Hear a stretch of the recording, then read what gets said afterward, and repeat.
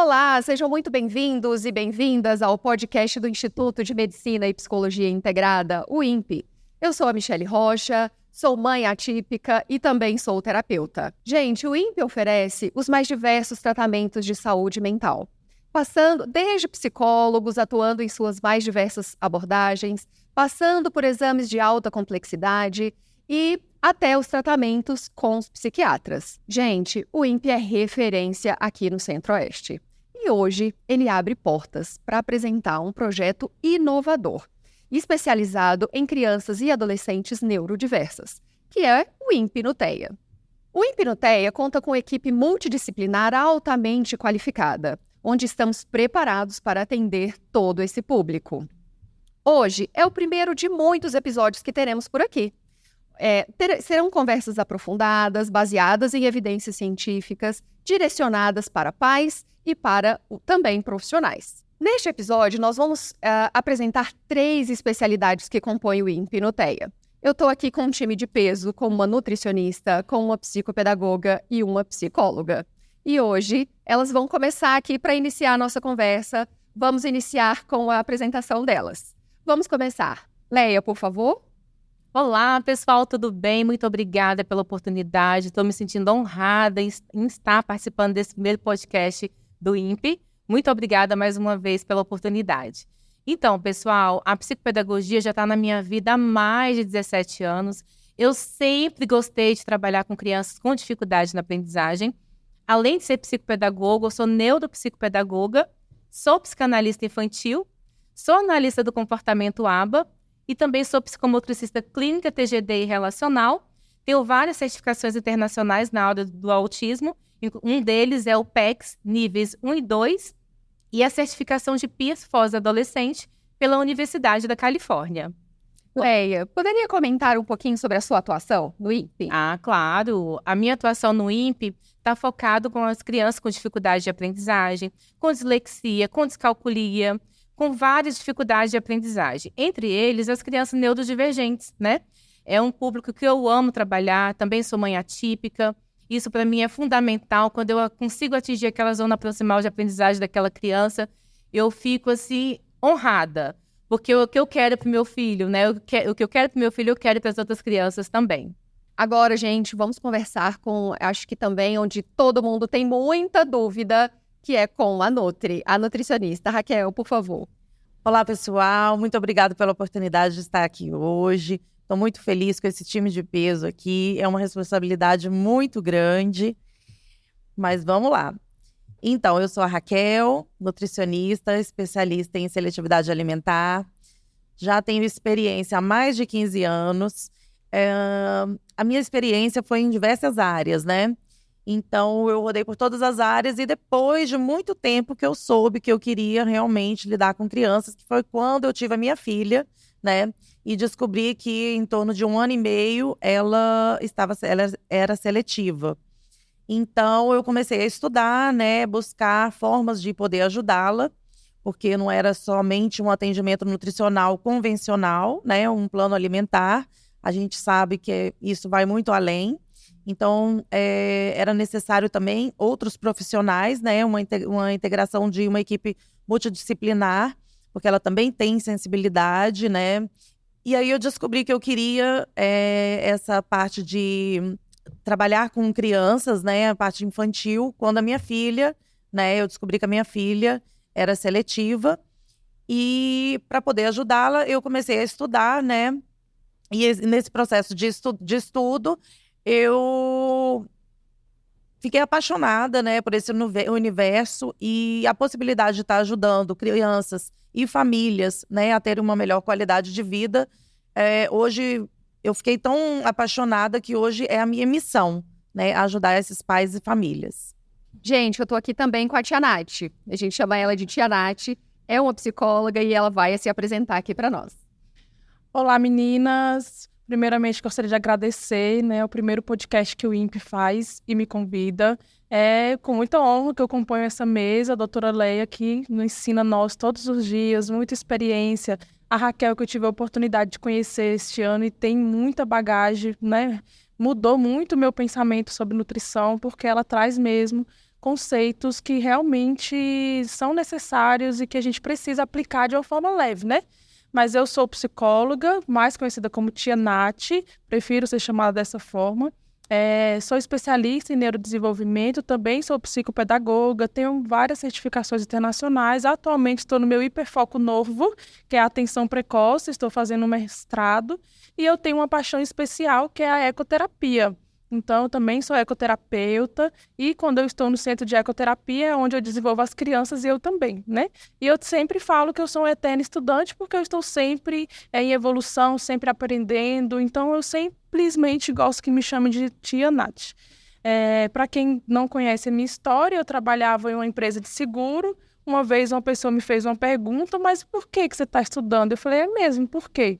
Então, já gostava do público infantil, me tornei mãe e foi aonde eu me apaixonei, né? Queria abrir uma creche, que por fim eu fui ter outras experiências e hoje eu me tornei especialista em neurodesenvolvimento. Eu achei que eu ia trabalhar com crianças sem atraso, mas eu me apaixonei por um mundo atípico e estou nele até hoje, já tem muitos anos, já passei por vários lugares e continuo nessa busca de conhecimento e desenvolvendo famílias, né? Meu trabalho hoje consiste em entender o perfil da criança, da família, o contexto biopsicossocial dela, para que eu possa montar uma intervenção. E é isso. Obrigada, meninas, por estarem aqui comigo hoje. Então, meninas, aqui tem um time de peso, né? Psicóloga, psicopedagoga, nutrição. E nós sabemos que pessoas neurodiversas, principalmente as pessoas com TEA, precisam de muito tempo de terapia, terapias intensivas, né?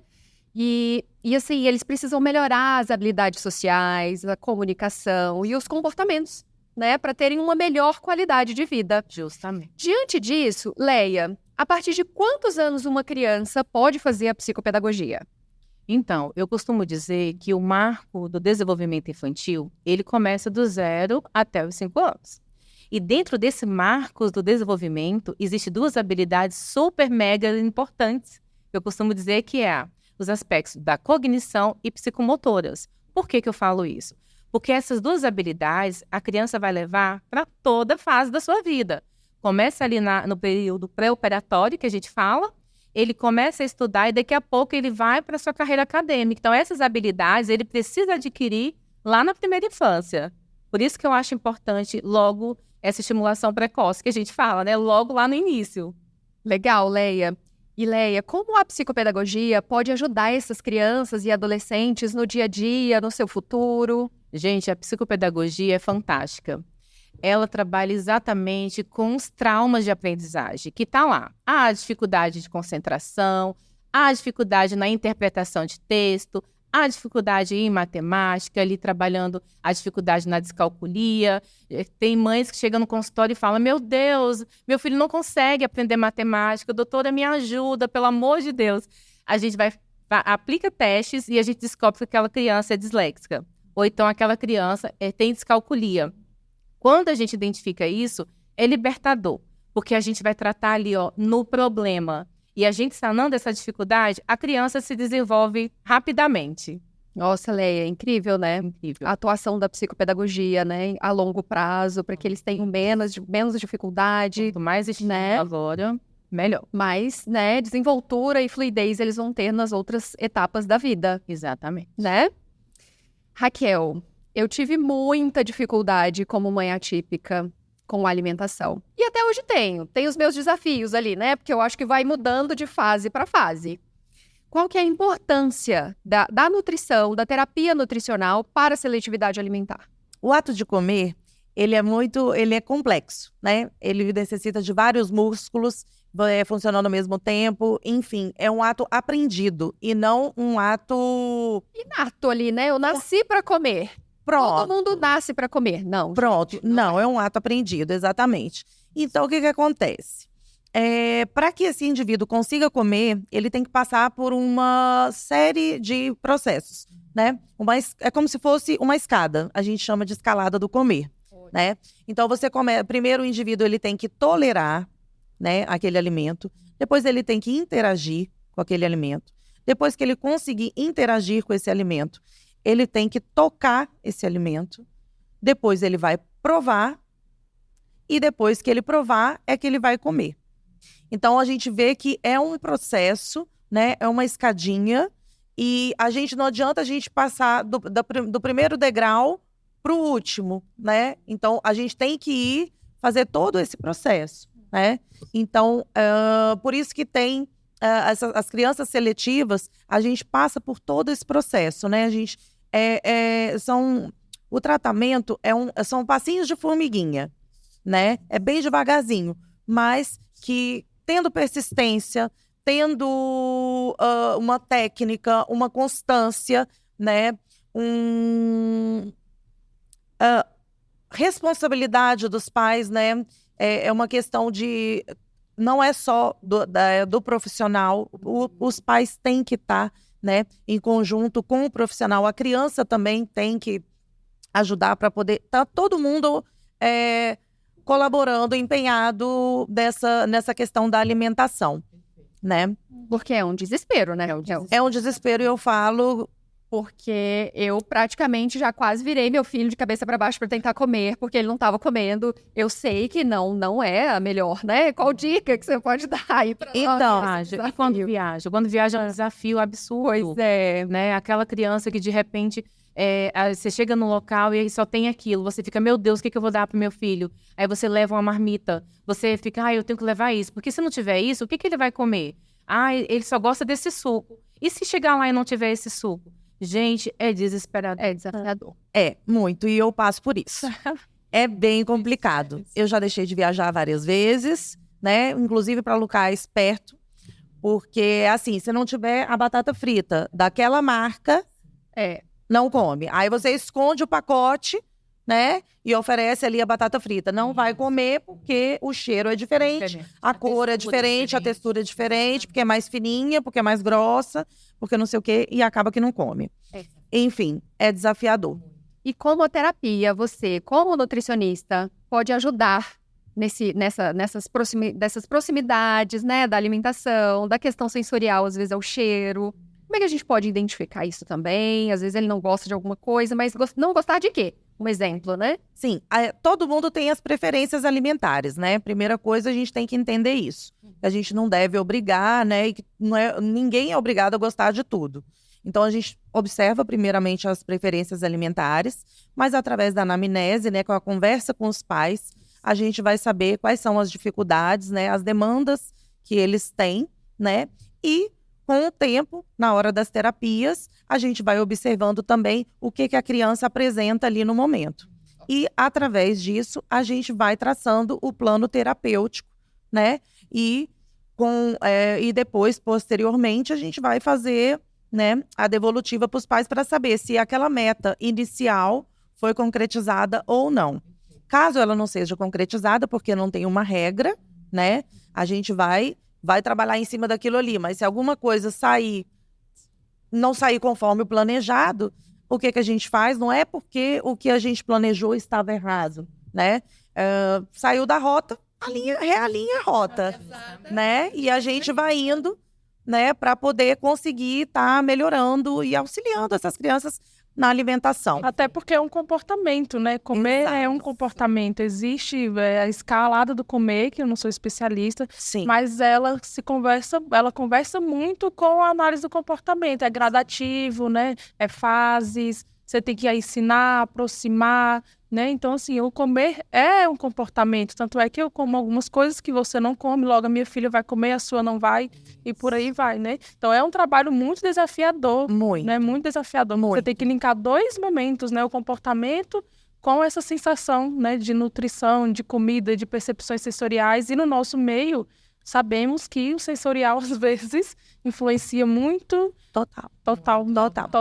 E é mais um desafio para você. E, infelizmente, a gente ainda tem profissionais que acreditam, né, que é frescura. E não é frescura, gente. Não é frescura. Sério, é muito sério. Sabe? Tem profissionais que ainda falam assim, não, deixa com fome, que uma hora ele vai comer. Quando ele tiver fome, ele come. Eu já ouvi isso. Eu já ouvi isso também. Por isso que eu comecei a estudar e hoje eu me dedico e trabalho com isso, né? Deixa com fome. Na hora que tiver com fome, vai comer. Na próxima refeição, come. Não, deixa vários dias sem comer. Isso é frescura, enfim. Não é por aí, gente. tem que ser tratado, não é de qualquer forma. Tem toda uma técnica, né? Às vezes, os pais, enfim, as pessoas veem, né, a terapia alimentar apenas como uma brincadeira. Verdade. Não é uma brincadeira, porque com criança a gente trabalha muito com o lúdico, Sim. né? Então, através do lúdico, se a criança já tem pavor, né, daquele alimento, ela tem medo. Então, ela pensa que ela não vai conseguir comer aquilo ali. Então, ela quer fugir. Então, o que acontece? Se você tem que... Você não pode trabalhar com alimento ali de cara com aquela criança, se ela tem muito medo daquele alimento, se ela é muito seletiva, um seletivo severo. O que acontece? Grau 3, né? Que não come quase nada, enfim. Você tem que começar com réplicas, né? Você vai fazendo toda uma educação nutricional, você vai aproximando aqueles alimentos com réplicas. Legal. Então, você vai devagarinho até que você consiga depois chegar nos alimentos, tolerar, interagir, fazer todo aquele processo da escalada do comer e ele conseguir. E a gente entra também no campo até da psicopedagogia, né? Sim. Que é o campo afetivo. Comer é um campo afetivo. E as nossas primeiras experiências é oral. Então, a gente já nasce querendo sugar, né? Exato. Alimentar. Então, se cria-se, né, um ambiente inadequado, uma Exato. memória afetiva inadequada. Uma memória afetiva negativa, exatamente. Negativa. Porque às vezes é o próprio desespero do pai mesmo, ele que na ansiedade, na vontade de resolver aquilo ali, ele acaba fazendo errado, mesmo sabendo que está errado, porque o desespero às vezes bate mais forte. E o desenvolvimento não é linear, né? A gente tem que dar esse tempo para a criança, né? Exatamente. Isso, gente, está voltado para o quê? Comportamento. Sim. Também. Né? Então, Nath, primeira coisa que a gente vai falar assim. O que é o ABA? Eita, um terror. Né? Porque nós, mães atípicas, eu quando comecei a estudar e me formei fiz a pós-graduação em análise do comportamento aplicada, a Nath vai explicar um pouquinho, Sim. com deficiência intelectual também. Na minha época, o ABA era, né, muito subjetivo, era muito inacessível. Eu não tinha informação concreta, fluida, para que eu pudesse ou aplicar em casa ou procurar profissionais habilitados para que houvesse uma aplicação de fato eficiente e eficaz. Então, Nath, primeiro, o que é o ABA? O ABA é uma ciência extremamente complexa, cheia de ramificações, raízes, que a gente poderia ficar aqui 3 anos só falando dele ou mais. Porém, nós trabalhamos dentro da ciência aplicada, né? Então, o ABA, ele é uma teoria aplicada ao comportamento que passou por várias fases de evolução e que hoje ela vem desenvolvendo crianças, e não somente crianças, adolescentes, adultos. Por quê? Porque ela se tornou mais naturalista, menos mecanicista, que os pais têm muita dificuldade de entender isso, acham que a criança vai ficar na mesinha, sentada, fazendo ali, mensurando 3 comportamentos, 5, 10. Fechou o olho quantas vezes? Né? Mecânico. Não é assim que funciona. Hoje, eu vou fazer a intervenção com a criança e eu observo a criança no seu ambiente natura, né? Então, hoje o ABA funciona de uma forma muito mais fluida. Temos vários, né, centros que vêm cada vez mais colocando regras mais específicas, né, controles mais rigorosos para que a criança tenha todos os seus direitos preservados, garantias, né? Então, hoje o ABA é uma ciência que desenvolve as nossas crianças, porém de uma forma mais natural, né? Então, o ABA, ele é extremamente necessário e, inclusive, eu, quando fui entrar neste meio, eu falei, mas como é que eu vou fazer uma intervenção de um negócio generalizado, que é amplo? Por onde eu começo? O que é que eu faço? E aí eu fui entendendo sobre todos os processos e como que o comportamento está em tudo, na comida, na aprendizagem, né? A gente chega na aprendizagem, tem um protocolo onde eu filtro exatamente ali a dificuldade, mas chega no comportamento, é um mundo de coisas, porque aí existe pré-requisitos, eu tenho que entender sobre desenvolvimento, eu tenho que entender sobre comportamento, eu tenho que entender sobre o que a família quer, porque às vezes eu preciso desenvolver tal habilidade, mas não é importante para a família é importante outra coisa, né? Então a gente também trabalha com com essa habilidade de entender o contexto, o meio. Perfeito. Então, o ABA veio, né, e vem cada vez mais melhorando suas técnicas, sua comunicação e a forma de trabalhar para que tenha qualidade de vida para a criança, segurança para a criança e, hoje, mais do que nunca, respeitando a família e incluindo a família nesse processo. E não só a família, mas também a escola.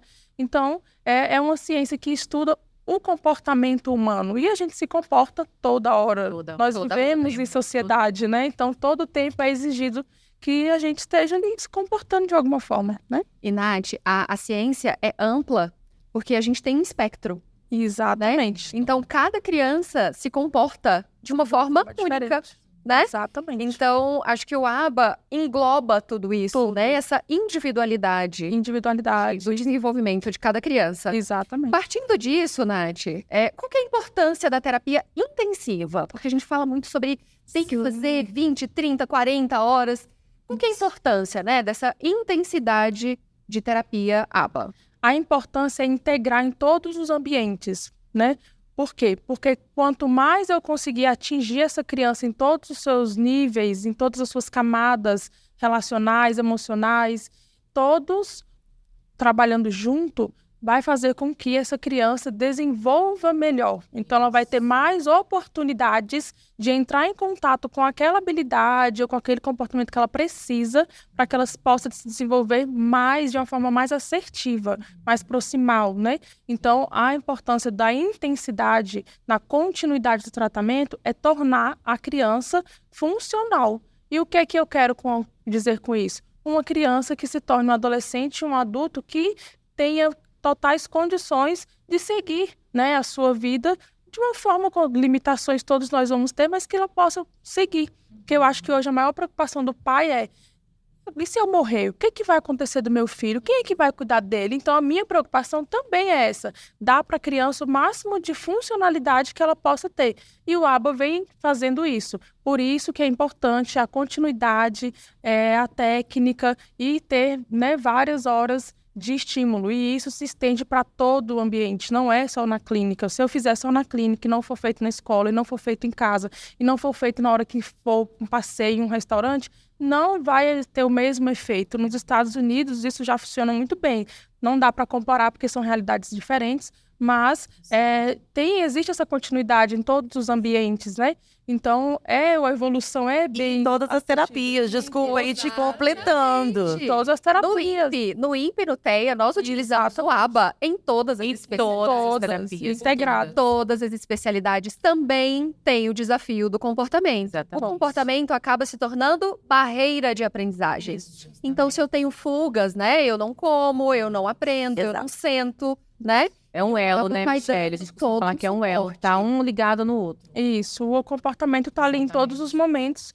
Por isso que nós trabalhamos hoje em equipe interdisciplinar, onde todo mundo comunica dentro da mesma ciência, porque o foco é desenvolver em todas as áreas. E o comportamento está em tudo, assim como a alimentação está em tudo, assim como o processo de aprendizagem está em tudo.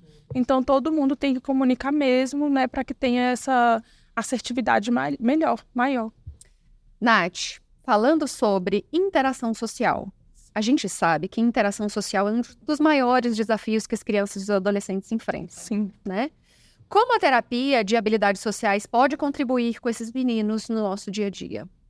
A terapia de habilidades sociais ela é extremamente importante porque nós simulamos de forma mais controlada dentro da clínica ambientes sociais reais. Então, lá eu coloco de forma gradativa a criança e vou aproximando ela de experiências que ela vai ter fora da clínica. Então, né, tem uma técnica que a gente chama de roleplay, que ela é muito conhecida, onde eu simulo ambientes, o dentista, A escola.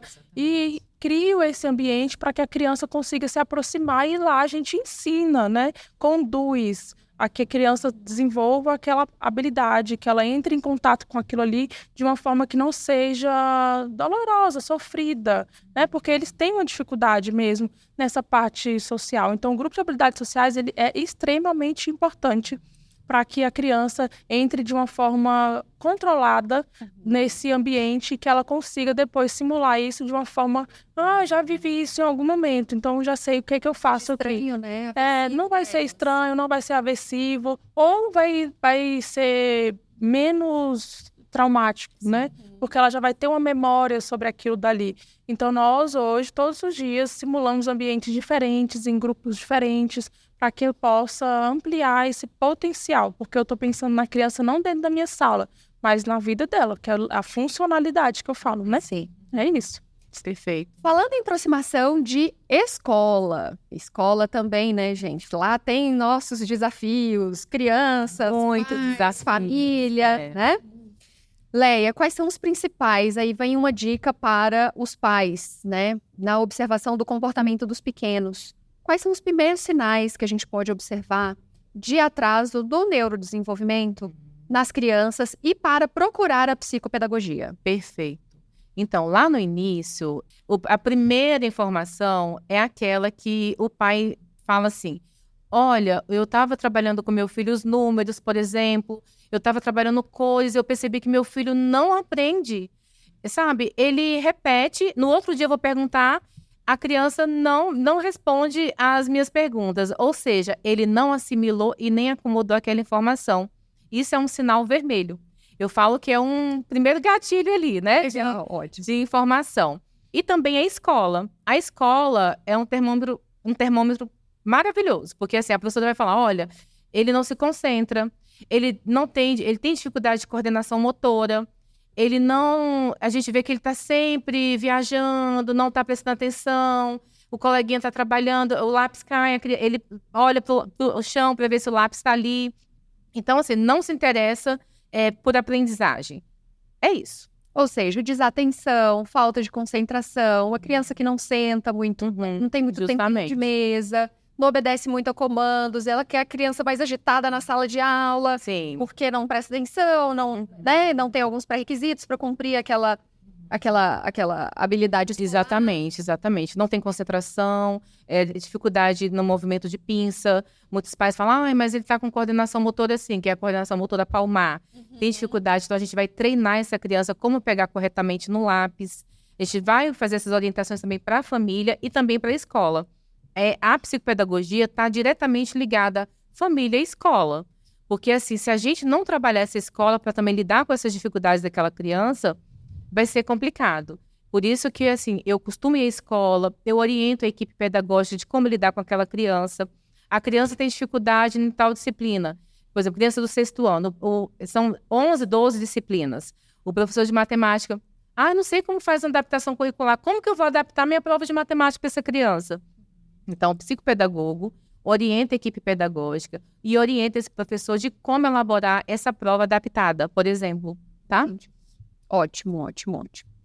E a gente percebe, né, a gente já sabe que lá no INPE a gente aplica o ABA em todas as especialidades. Isso. E aí, Nath, o ABA pode ajudar na nutrição e na psicopedagogia como? Prevenindo, talvez, comportamentos inadequados?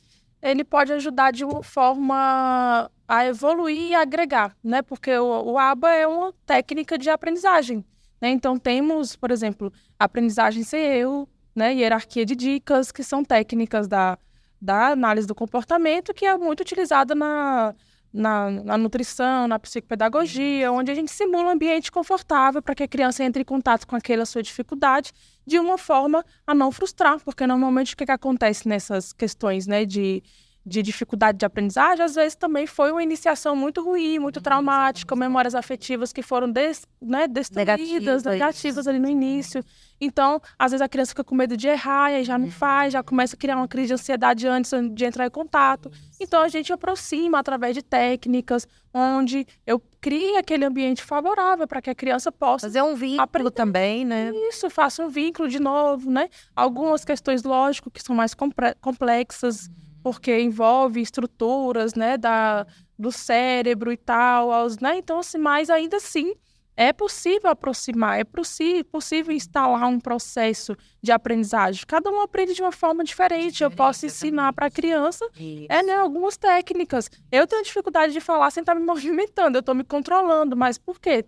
Tenho que ter esse comportamento aqui onde eu preciso, né? Então, o meio vai te moldando. E a técnica e a ciência do comportamento vem com vários estudos e vários níveis para que eu possa auxiliar na nutrição, na psicopedagogia. E é o que eu sempre falo, uma coisa é entender sobre desenvolvimento infantil, outra coisa é entender sobre comportamento. Então, tem o desenvolvimento infantil, que todos vão passar pelaquela mesma fase, e tem o comportamento, que é onde ele vai ser modificado de acordo com o ambiente, né? Quem se comporta aqui em Brasília é diferente de quem se comporta em São Paulo, o estilo de aprendizagem aqui é diferente sei lá, do Nordeste. Então, assim, cada ambiente vai trazer a sua personalidade, né? Então, a ciência vem estudando essa personalidade, esse comportamento específico para que eu possa auxiliar. Então, como que aquela criança se comporta na nutrição? Por que ela faz isso? Qual é a versão dela?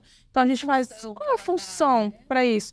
Então, eu começo a fazer o que a gente chama de análise funcional. Então, eu vou lá e estudo o antecedente. Por que quando ela senta na mesa, ela já começa a chorar? O que está acontecendo? Aí eu vou na família, o menino chega lá, está comendo, correndo no meio da casa. Na nutrição, eu vou querer que ele sente? Ele não vai sentar. Ele não vai generalizar. Eu tenho que entender os ambientes, o contexto.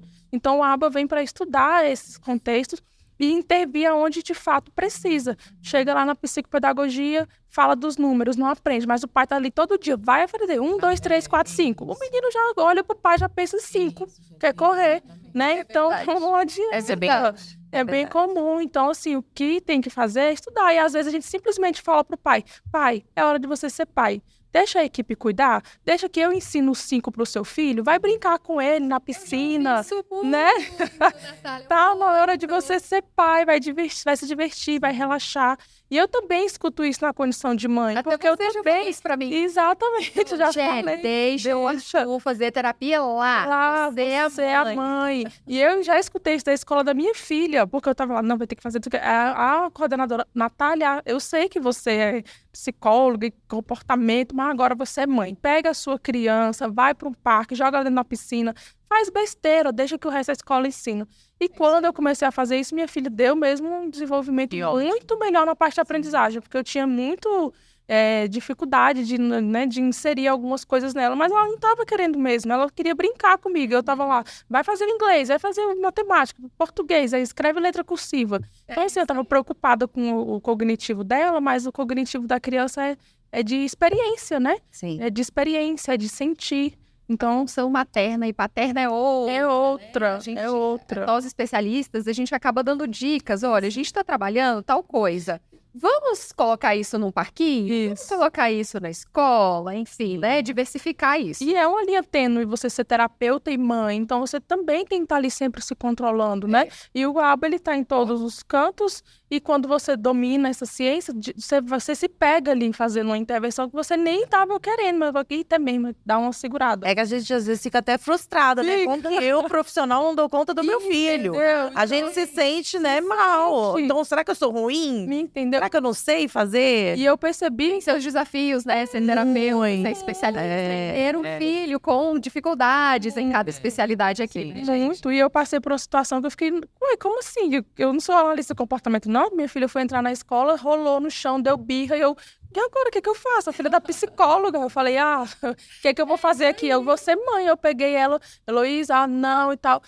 E ela entrou, mas eu fiquei pensando, eu falei, olha só, nada serviu, porque a menina só queria minha atenção, minha proximidade, ela não estava querendo minha técnica de saber por que ela se jogou, não dava para fazer nada profissional ali, porque eu estava na condição de mãe, né? Então eu fui lá e me reduzi à condição de mãe, deu tudo certo, conduziu. Mas eu nunca imaginei, olha a arrogância, né? Eu nunca imaginei que eu pudesse passar por isso. Eu falei, nossa, eu sou analista de comportamento, eu controlo os comportamentos, e não controla, porque ali você é mãe. Então tem coisas que deixam para o profissional trabalhar, porque a criança precisa de outro campo, que esse campo, ele é afetivo, né? E eu falo isso com uma certa propriedade, porque eu precisei passar por algumas situações para entender que o meu campo é afetivo no que se refere à minha filha, né?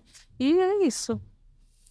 E Raquel, eu sei também que você passa por vários desafios, né? Raquel tem uma filha seletiva. Com certeza, Então ela entende na prática, assim como nós, né? Sim. Praticamente todas somos mães atípicas.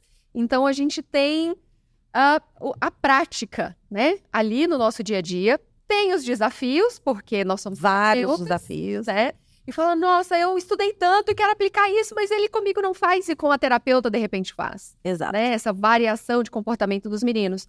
Porque lá em casa, por exemplo, eu vou fazer qualquer atividade estruturada com o Arthur, ele já fala, não. E aí, com a terapeuta, ele pega na mão, ele senta na mesinha e a mãe fica, o quê? Louca, né? Exato. Como assim?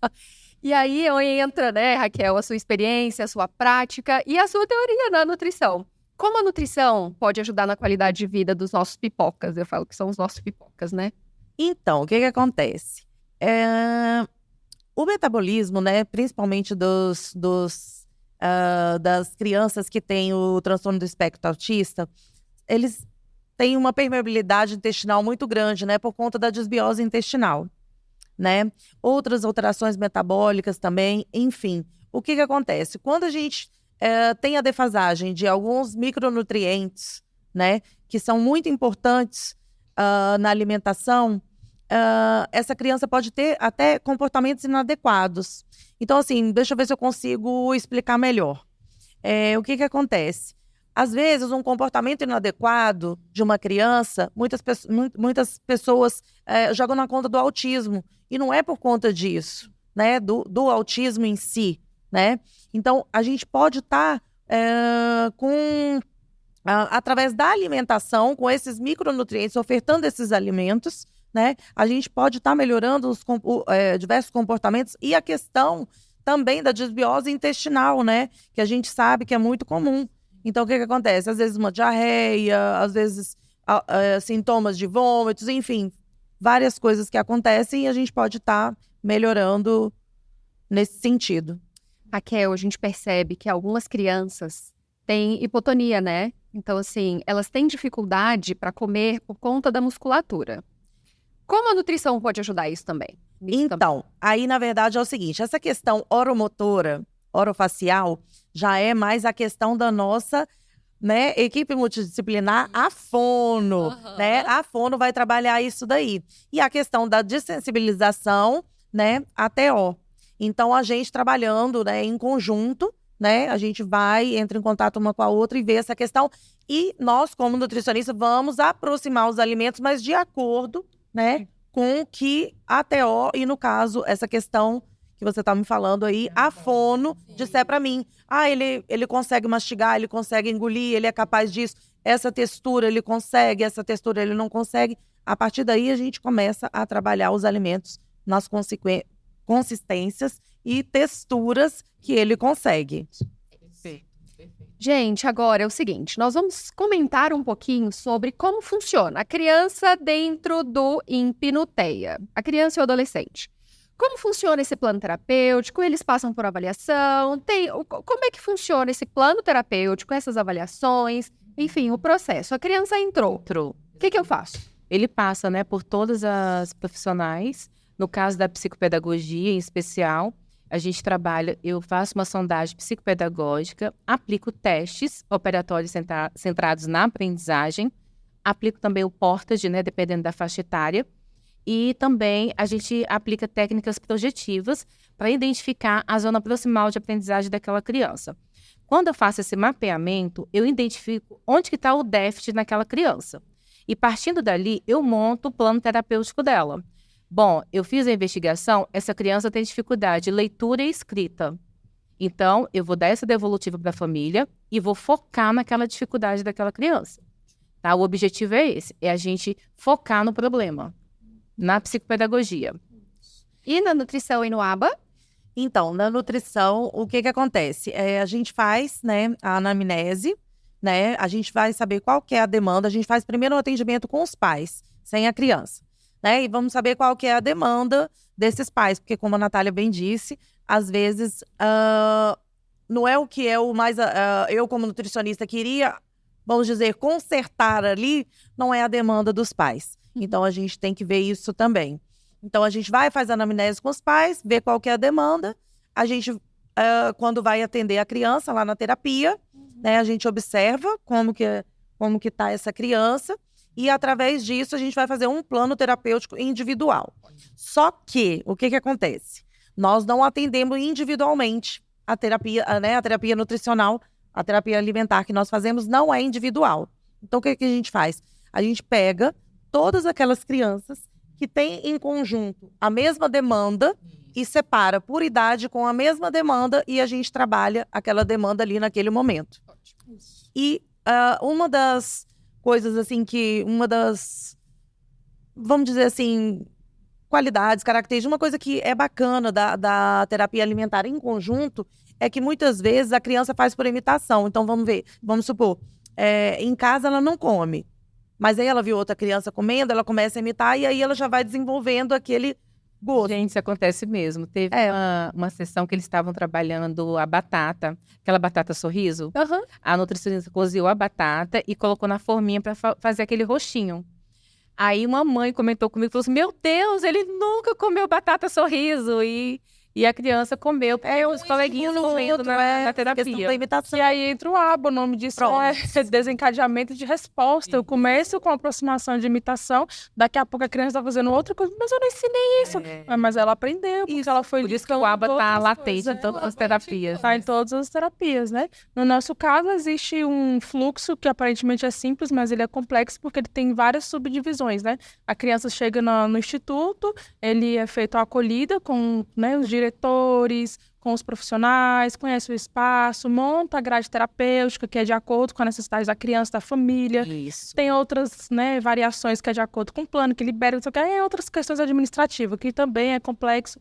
Depois passa-se pelas especialidades, depois vai para o ABA, que no ABA é dividido em 3 momentos. O momento que ele entra em contato com o coordenador da criança, depois ele entra em contato com o supervisor da criança e depois ele recebe e acolhe também e conhece o aplicador da criança. Por quê? Porque como são comportamentos e estão em tudo, eu sozinha, por exemplo, não conseguiria fazer a leitura dessa criança, sozinha. Então entra outro psicólogo e entra o aplicador. O aplicador recebe tudo que eu e o outro psicólogo fizemos de avaliação.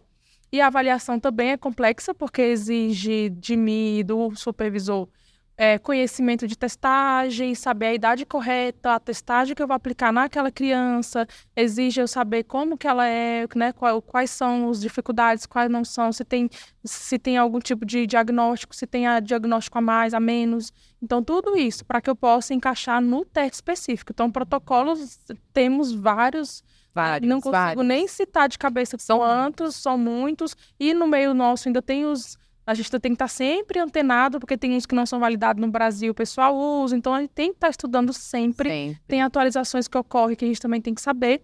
Então, essa subdivisão existe para que eu possa alcançar a criança. Então, às vezes, ela não vincula comigo, mas vinculou com a outra psicóloga que é supervisora.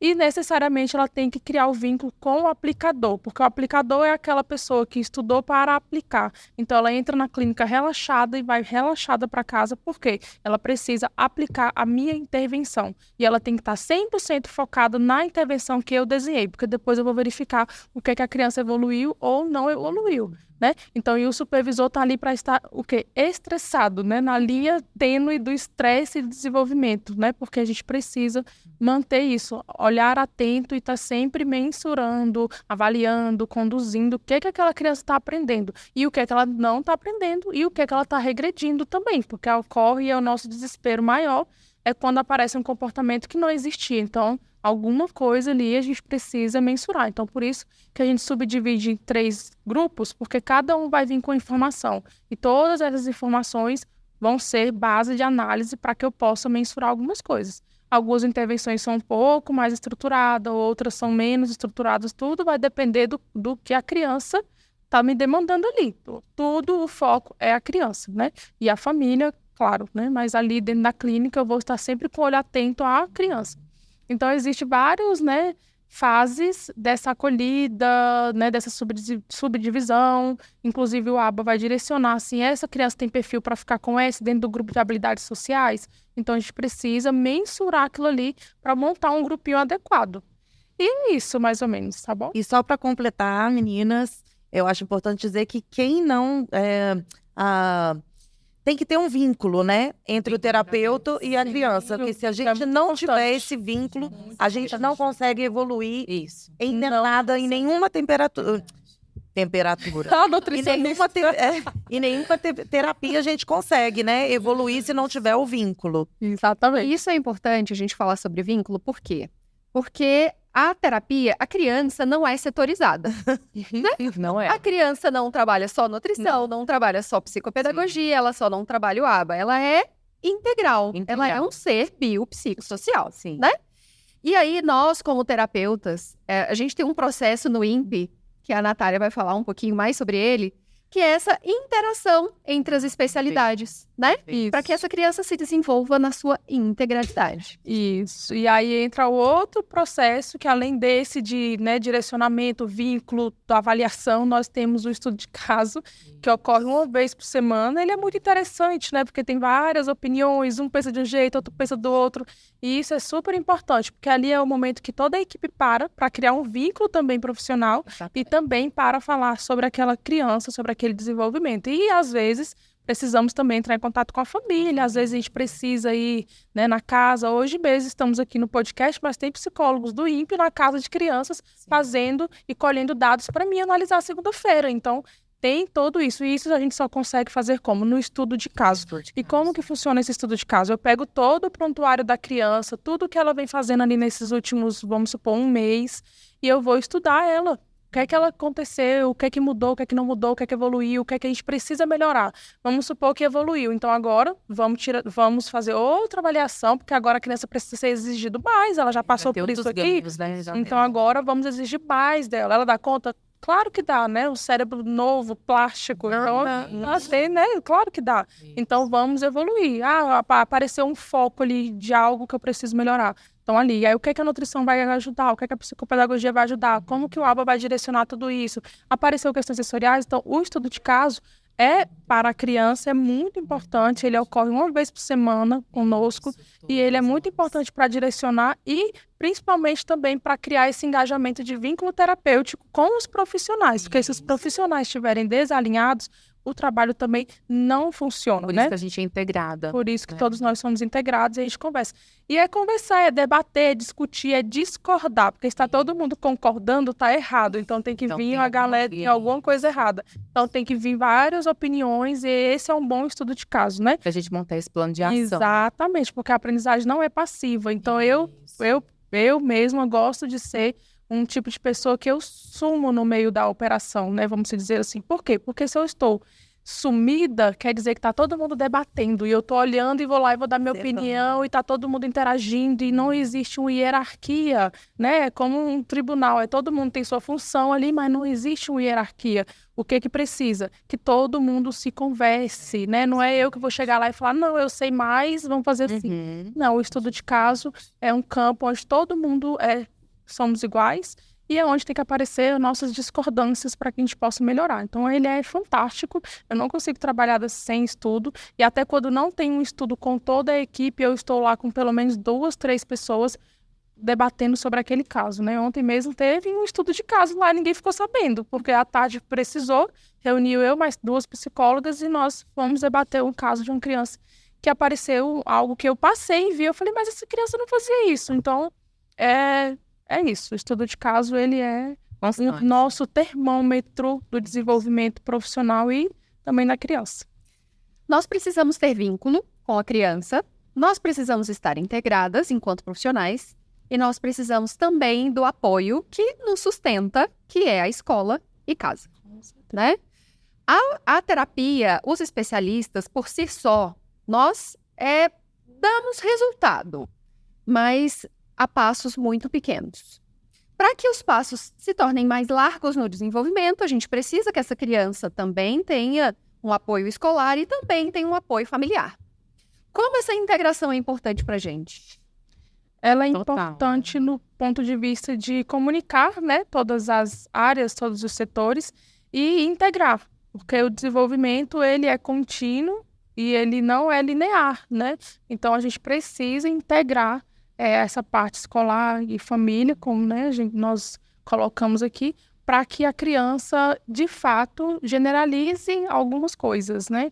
Então, se eu estou ensinando o comportamento de sentar só na nutrição e ela não faz na Leia, não faz comigo, não faz na escola, alguém está errado. Ou você que está exigindo, ou eu que não estou seguindo o seu planejamento, né? Então, eu preciso fazer essa integração. E aí gera um vínculo, aí gera uma aproximação, né? Então, hoje, para mim, o segredo é o vínculo com a família, o vínculo com a criança, né? E não importa o profissional que está ali ocupando aquele lugar, e sim o que é que ele vai fazer para unir tudo isso, né? O INPE no TEA, também a psicopedagogia visita a escola, né? Exatamente, a visita acontece.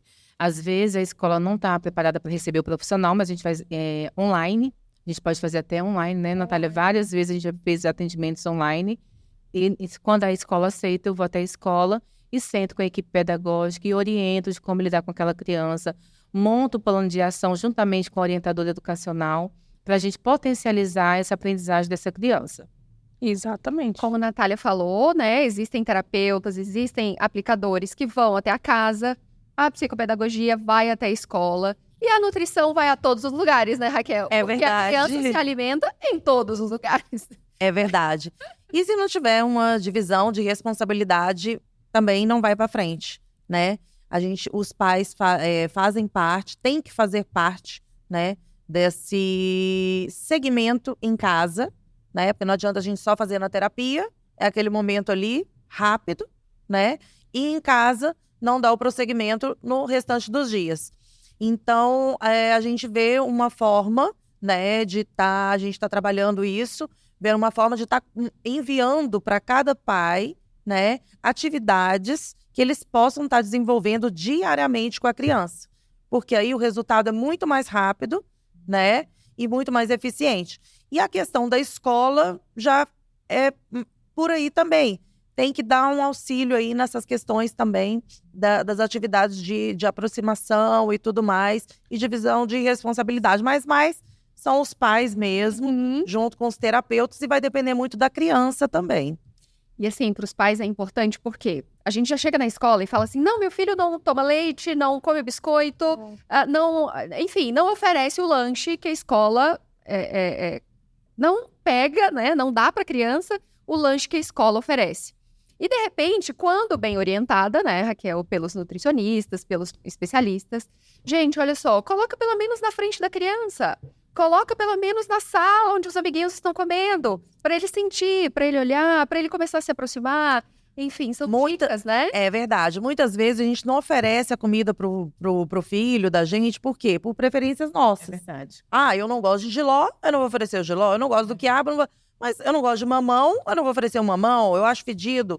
Mas, enfim, a criança pode gostar. Então, você tem que oferecer tudo. As suas preferências não serão as preferências do seu filho, né?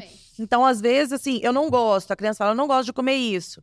Mas não gosta? Já provou alguma vez? Às vezes, nunca nem provou, né? Então, a gente tem que estar oferecendo. Essa outra questão que você falou também, Michele, que você falou agora que eu já até esqueci? De aproximar, né? Na escola, por exemplo. Isso, a Trazer o questão lanche. é exatamente. Próximo. Aí o que acontece? Minha cabeça vai a mil. O que acontece? Essa questão de família, por exemplo, uma criança na mesa, às vezes vai dar muito trabalho, vai fazer bagunça, então vai sujar. Então, não, vamos colocar ela para poder almoçar em outro horário, fora da mesa, sozinha. Isso também faz total diferença também, e isso pode ser uma das coisas que podem contribuir para a seletividade alimentar. Então, a alimentação em família, junto com a família, ter aquela rotina, aquele momento ali, né, social com a família é muito importante, né? E acontece muito, porque a criança suja mesmo, gente. Vai dar trabalho? Vai, mas faz parte do aprendizado, do processo, né? Exato. Dá trabalho mesmo. Não vamos Raquel. falar, não vamos florear e dizer que é fácil, mas faz parte. Uma dica para os pais, para que eles nos ajudem, né? Eles também contribuam no processo terapêutico da nutrição. Olha, a primeira dica é tudo que for feito, né, na nossa terapia, eles podem estar dando prosseguimento em casa. Por quê? Quanto mais vezes ele fizer, mais ele vai estar tornando aquilo ali uma rotina para ele, vai ficar mais fácil. A aproximação, no caso, com os alimentos vai ser mais fácil. Ele vai começar a comer com uma maior facilidade.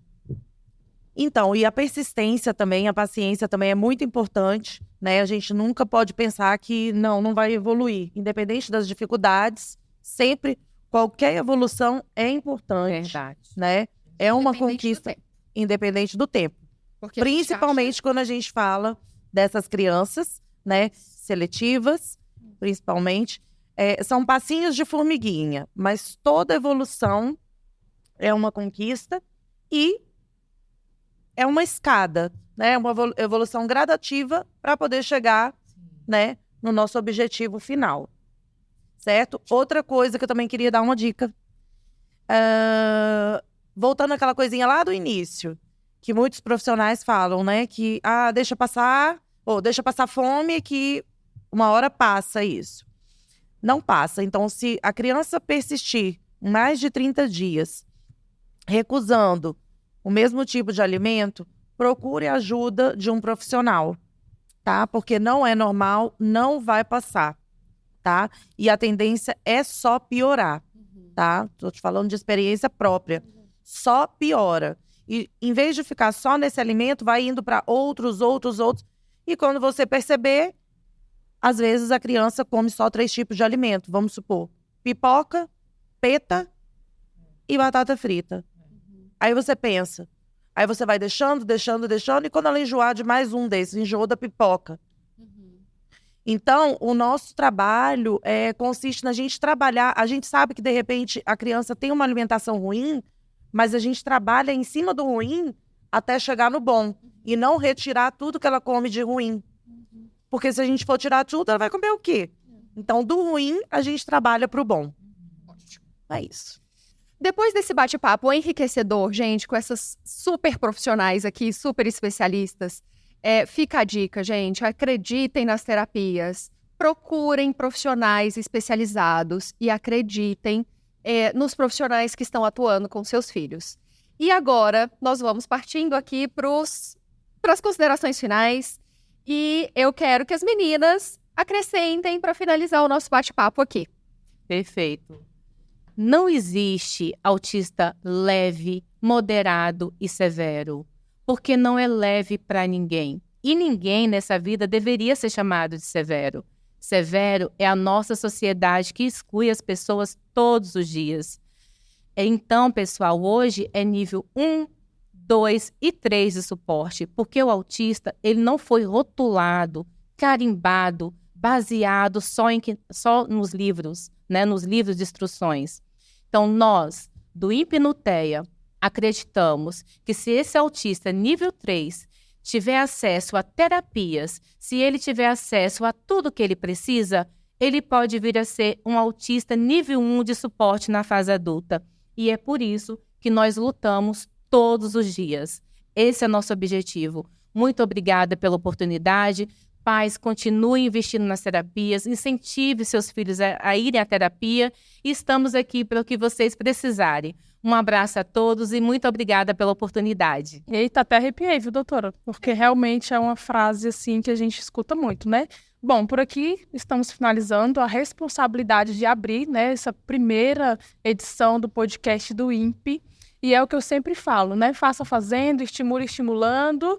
E eu tenho uma hashtag, e você, já estimulou seu filho hoje? Porque é isso, o estímulo ele é diário, ele é constante, é difícil educar, é difícil desenvolver. Então, pequenas ações fazem toda a diferença no dia a dia. Pega o sapato, coloca na sapateira, coloca o lixo, arruma sua bolsa da escola, vamos vestir o uniforme, tudo isso já é AVD, tudo isso já é segmento instrucional, já é aba, já é comportamento, já vamos colocar hoje na lancheira, já é nutrição. Então, estimule seu filho hoje e crie para ele ambientes de memória afetiva, né? Confie na equipe profissional, porque ela vai direcionar de forma profissional. E você, pai, né, em casa, cuide e acolha as emoções do seu filho e desenvolva no ambiente natural, de forma natural, conduzindo, né, mediando aquela aprendizagem, porque a gente media a aprendizagem, eu não ensino nada para ninguém. As pessoas, elas aprendem, elas têm um processo individual de aprendizagem. O profissional, ele media isso. Então, estimule seu filho hoje, amanhã, todos os dias, em pequenas ações, gestos, e envolva afeto nisso.